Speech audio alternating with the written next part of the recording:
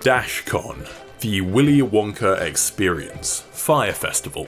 All examples of terrible conventions and events that looked promising at first, but were ultimately revealed to be disasters. Now we have a new entry in the list, that being the very recent Pokéverse Disaster. Held in the Philippines from the 31st of May to the 2nd of June, the expo promised 3 days of fun, but instead ended up delivering a near-empty venue, a filthy Frank imposter, and an upsetting panel featuring terminally ill children.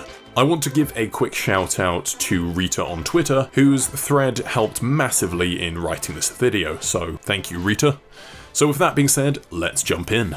Pokéverse, a convention for fans by fans, hosted by Caloscope and Frigga, more on them in a sec. Meet Veronica Taylor, voice actor of Ash from the anime, as well as Jason Page, singer of the iconic Pokémon theme song, official licensed collectibles, trainer quests, daily cosplay contests, live music, and so much more. But how much were they charging for all of this? Well, the standard day pass was 1,000 pesos, approximately £13 or $18. This included basic access to all general areas and activities, including panels, workshops, and merchandise booths. But if you wanted a limited edition Pokéverse collectible card, you would have to splash out 6,000 pesos, approximately £80 or $107. However, the event was planned for 3 days, so if you wanted a VIP pass for all 3 of the days, it would set you back a whopping 19,500 pesos, approximately £261 or $347. Besides access for the 3 days, you would get twice as many limited edition cards, plus 4 headliner signatures, as well as 5 raffle tickets for the limited edition Pokemon hat. But you could rest assured knowing that your hard-earned dosh would be going towards the aforementioned event organizers. Caloscope, an NFT company based in Dubai. You think it's funny to take screenshots of people's NFTs, huh? And Frigga, a fucking Lucky Charms shop. But a portion of your spoils would also be going to Make-A-Wish, the partner charity of the event. Now, if you don't know what Make-A-Wish is, essentially they are a charity who work with terminally ill children. This is very important for later, so definitely remember this. Alongside the actual hiring of the venue and general management, the ludicrous ticket prices would be covering things such as security, crowd control, and freebies. Not very free then, are they? A few days before, Pokéverse organisers had published floor plans of the convention, and everything actually looked pretty promising, especially this huge Pikachu over here. Weirdly though, only sponsor booths were named, and everything else was just left blank. Not to worry though, I'm sure it's fine. Definitely not a warning sign.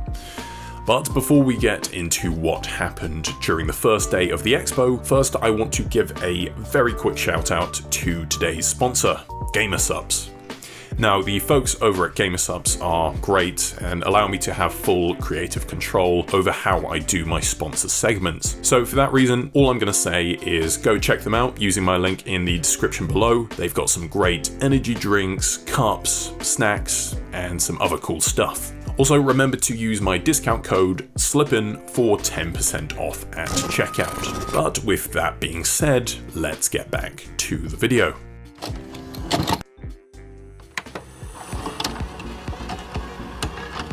Day 1. The 31st of May had rolled around, and finally the first day was here, but already there were some problems. The ribbon cutting ceremony, due to happen at 10 AM, actually ended up happening 2 hours later at 12 PM, but not that it mattered much anyway, as most were still stuck in the line waiting, only for those that hadn't bought tickets prior to the event to eventually be redirected off to a quiet ticket booth hidden far away from from the main expo with no signs or anything highlighting its existence. Naturally, people were a bit frustrated and very confused. Even more confused were the parents who had bought tickets for their children under the age of 12.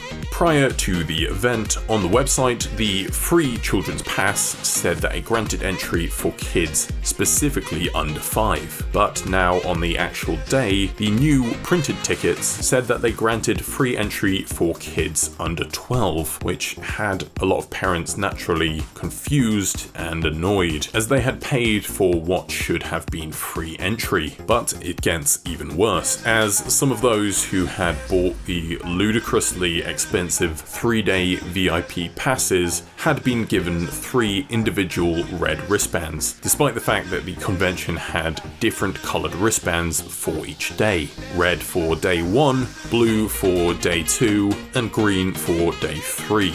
Now, you wouldn't be wrong for assuming this would lead to more problems down the line. Kind of, but we'll get more into that later on. But for now, guests were just happy to finally be inside the convention, where they were greeted by a large, virtually barren space, featuring only the Pokéverse Museum, which was less a museum and more a bewildering arrangement of personal Pokémon collections, plus a cool Turkish rug. Along with the starter wall, which just turned out to be 3 Pokemon on small tables. I don't really know either, to be honest. To rub salt in the wound, the huge Pikachu, as promised on the floor plan, had undergone mitosis and had been rendered into a small pile of Pikachu plushies. I think this was just meant to bulk out the convention a little bit, but who knows. So, with pretty much nothing to do in the first room, the brave souls attending the convention pushed deeper onwards into the next hall, where they discovered the largest booth present at the expo, that being a great big fuck-off Frigga booth selling some lucky Pokemon charms based off Chinese zodiacs. This was not originally shown on the floor plan, and again, I'm not really sure what to say about this. 11 AM rolled around, and it was time for the Pokemon-themed baking session, which just turned out to be a promo for a cake and drink printing service. But surely the 1 PM sketching class would be a little better. However, it just turned out to be 2 guys embroiled in taking art commissions from very expectant fans, so not really a sketching class. The only real substance in the art section was the gallery, where fans could purchase Pokemon paintings. Hilariously though, the actual table was all the way over here, away from the art gallery, so people would need to walk the width of Middle-earth and back just to check the price of an item and then pay for it. Meanwhile, the main stage event was underway, and surprisingly, this actually turned out to be pretty fun and wholesome. Fans had a little meet and greet with Jason and Veronica, and pretty much everything went well. And so the first day ended on a much needed high note. Or so people thought. As they were distracted by the main stage event, the expo had been infiltrated by the Ravioli Man. A guy clearly inspired by Filthy Frank, as he had begun to gain increasing attention from both staff and attendees, as he had been stumbling around the convention, smearing fucking ravioli sauce on both himself and the convention booths. The sight, bizarre, the smell, terrible. At least according to guests. It wasn't until he pulled a sponge out of his inventory and used it to smear ravioli sauce on booths that security would actually do something and began to escort him out. For some reason, security would later then let him back in. It's not really clear why he was allowed back in, but I'm just assuming the Ravioli Man must have passed a speech check or something. So much for those security fees.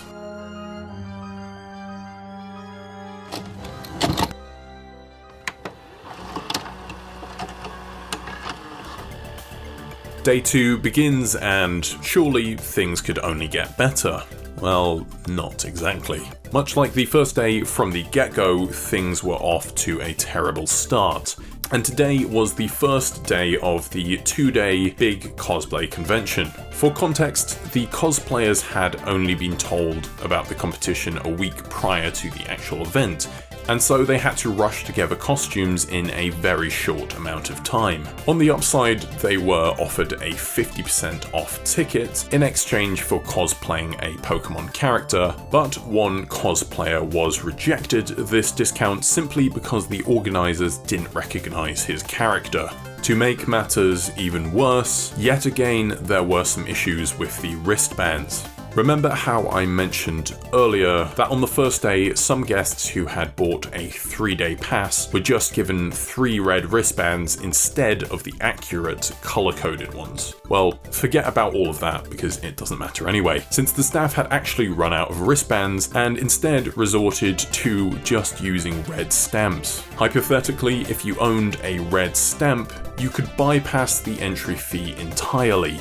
But with another stressful entry process out of the way, guests were free to twaddle about the convention once again. For some reason, unlike the previous day, fans were now met with a random row of inflatable games that had absolutely nothing to do with Pokemon. My best guess is that the event organisers became aware of just how barren the first room was and did some last-ditch effort to correct it, to questionable success. Things were about to get a whole lot worse for our cosplayers, however, as it was revealed that there were no changing room areas for them to use in order to change into their outfits. So, amidst the chaos of having to strip down and change out in the open, surrounded by overly curious kids who kept touching their costumes and props, a camera crew materialized out of seemingly nowhere to film them, even while changing. To quote Rita, it was like 1984. Thankfully though, no Ravioli Man on day 2, and things concluded on a bang with a great cosplay show. Once again, the main panel was enjoyable and went off without any problems, making me question why this whole thing wasn't just a panel at another convention in the first place.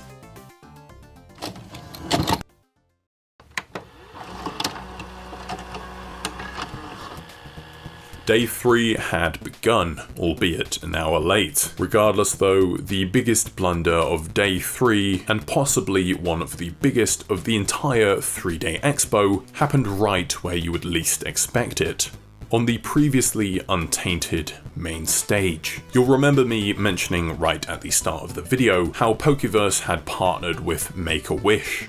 If you're observant, you might have noticed there hasn't been any mention of their participation in the event yet, and that's because Pokéverse were saving them for right at the end, where they brought a group of terminally ill children up on stage, one in a wheelchair and some even wearing face masks. All the while, they were being live streamed directly to Facebook Live, as each child was forced to introduce themselves, even having to lift up their face masks to talk. Supposedly, some guests were actually crying at this point, but it was all okay because Jason Page took to the stage again to sing the Pokemon theme, this time accompanied by the Make-A-Wish kids who stood silently off to the side of the stage. Now, obviously, this wasn't intended to be unpleasant, but it evidently upset quite a lot of people, and made it seem like they were making some kind of showcase of the children. Thankfully, though, for Rita and many of the other traumatized guests, that night they could go to bed and forget the whole thing had ever happened. So that's more or less where things wrap up. There were some other funny tidbits, like the trainer quests involving buying and eating from various stalls, forcing attendees to pay even more on top of the ludicrous ticket prices, but generally I feel I've made the point that the entire expo was a disaster from start to finish. Now, I don't really think this was intended to be a scam or anything. According to Rita, the host had been very professional throughout the 3 days, trying her absolute best to make sure everything went right, despite everything collapsing around her and clearly being way in over her head and very visibly stressed. We'll see if there does actually end up being a Pokéverse 2025, But for now, we can chalk up the 2024 convention to simply being another disastrous fan expo. I will say that it's clear that a lot of attendees actually had fun at Pokéverse. I wouldn't quite put it on the same level as the Willy Wonka experience or DashCon, for example, but it certainly wasn't great. Anyway, that's all for this video. More on the way very soon. As always, thank you for watching. Until next time.